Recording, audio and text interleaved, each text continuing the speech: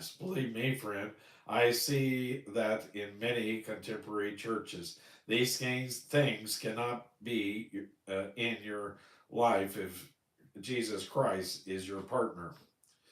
Let there be no division among you, but that ye be perfectly joined together in the same mind and in the same judgment. What is the same mind? Well, it is the mind of Christ.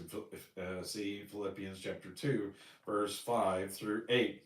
Verse 11, for it hath been declared unto me of you, my brethren, by them which are of the house of Chloe, that there are contentions among you. The word for contentions here is Eris. Now, Eris was the goddess of strife and wrangling. There was strife, quarreling, schisms, and wrangling in the church at Corinth. Paul got his information firsthand. He named his source. He said he got his information from Chloe. My friend, if you are going to make a charge, back it up with your name like Chloe did. When I first became a pastor in downtown Los Angeles, that's J. Vernon McGee and not me, a man came to me,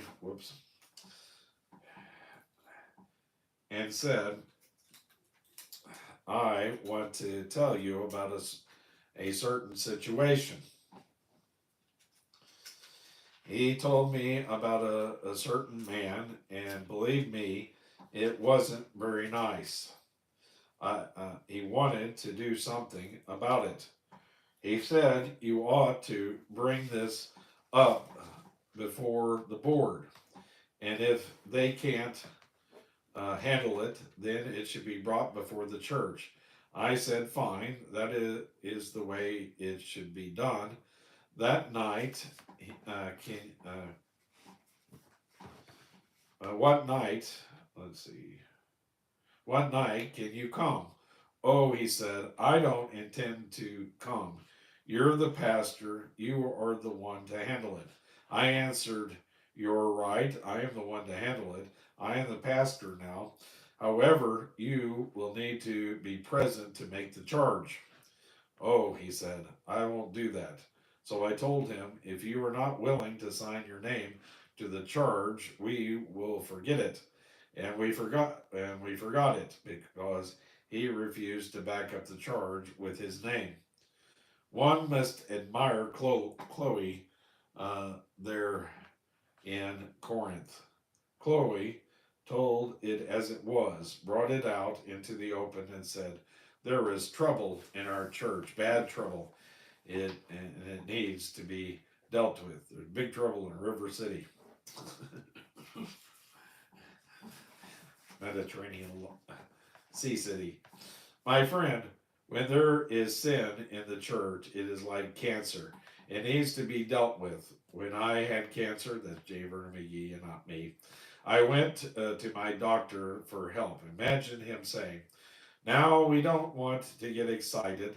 We don't want to get disturbed. We don't want to become emotional. We don't want to cause any trouble. We want you to have a nice, peaceful mind. So I will sprinkle a little talcum powder on this place, and everything will be all right. Well, friend, I would have smelled good, but I would have died uh, of the cancer.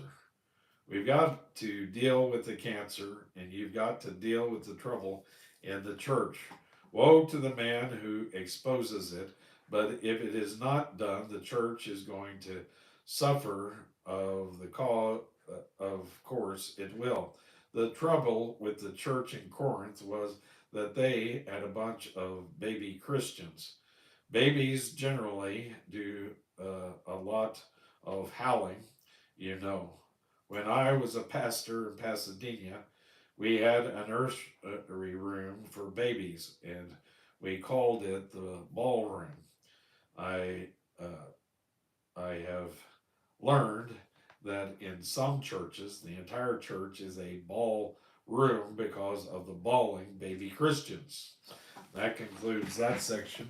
Now let's move on